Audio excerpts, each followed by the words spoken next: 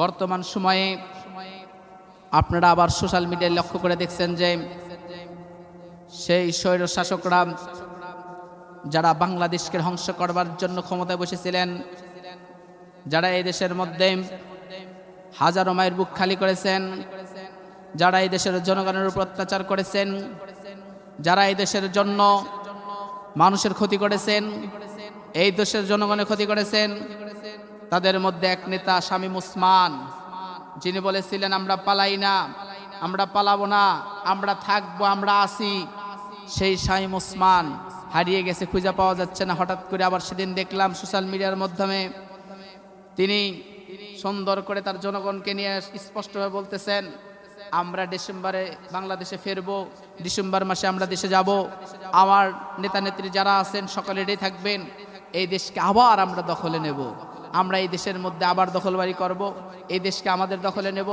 আমরা কাউকে ভয় করব না, আমরা কাউকে তাওয়াক্ক করব না, এই দেশের মধ্যে যারা আছেন আমরা আমাদের লিডার যারা আছেন, আমাদের ব্যক্তিগর্ব যারা আছেন, আমাদের যারা সাথী আছেন, তাদেরকে নিয়ে আমরা আবার ডিসেম্বর মাসে ফিরব। আমি আমার দেশের প্রধানমন্ত্রী জনাব তারেক রহমান সাহেবকে বলতে চাই, আমি বিরোধী দল নেতা ডক্টর শফিউর রহমান সাহেবকে বলতে চাই, আমি আমার দেশের ছাত্র জনতাকে বলতে চাই, আমি আমার দেশের সাধারণ জনগণকে বলতে চাই, যারা এই দেশটাকে একদম মগের মূল্য করে ফেলেছিল, যারা দেশটাকে একবার নষ্টের দিকে নিয়ে গেছিল, যারা হাজার মায়ের বুক খালি করেছে, যাদের কারণে আজকে দেখা গেছে অনেক মায়ের বুক খালি হয়েছে, যাদের কারণে এই দেশটা নষ্টের পথে চলে গেছিল, আবার একটু ভালো পথে আসার চেষ্টা করেছে, কিন্তু তারা আজকে যদি আবার ডিসেম্বর মাসে যদি ফেরার কথা বলে, তাহলে বলুন তো এই দেশ কি আর ভালো থাকবে? জোরে বলেন, দেশ কি আর ভালো থাকবে?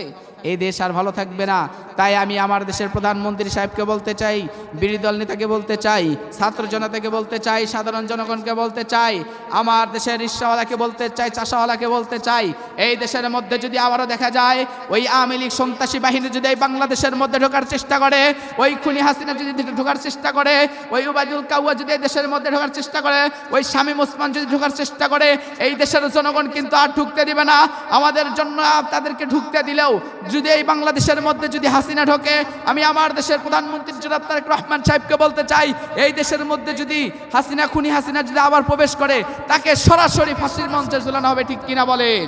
এই দেশের মধ্যে যদি কোনো শামীম ওসমান ঢোকে, এই দেশের মধ্যে যদি ওবায়দুল কাদের প্রবেশ করে, আমি বলতে চাই প্রত্যেককে যেন ফাঁসির রায় এই বাংলার জনগণ দেখতে পারে, ঠিক কিনা বলেন? প্রত্যেককে ফাঁসি দিবেন সকলের জনগণের সামনে, প্রত্যেককে ফাঁসি দিবেন এই জনগণের সামনে, মাঠে ময়দানে, বাইতুল মুকাররম মসজিদের সামনে এই সব কুখ্যাত সন্ত্রাসীদেরকে ফাঁসি দেয়, ঠিক কিনা বলেন? আমি আমার দেশের জনগণকে বলতে চাই, যদি বাংলাদেশে দেখতে পান আপনারা এই আওয়ামী লীগ বাহিনী, এই সন্ত্রাসী বাহিনী ঢুকে পড়েছে, তাহলে দেখবেন যদি সরকার কোনো পদক্ষেপ না নেয়, যদি বিরোধী দল নেতা কোনো পদক্ষেপ না নেয়, তাহলে বুঝতে হবে এই বাংলাদেশের ছাত্র জনতা, এই বাংলাদেশের সাধারণ জনগণ, এই বাংলাদেশের কৃষিওয়ালা, এই বাংলাদেশের রিস্কওয়ালাদেরকে আবার মাঠে নামতে হবে, এই খুনি হাসিনাকে আবার বিদায় করতে হবে, ঠিক কিনা বলেন?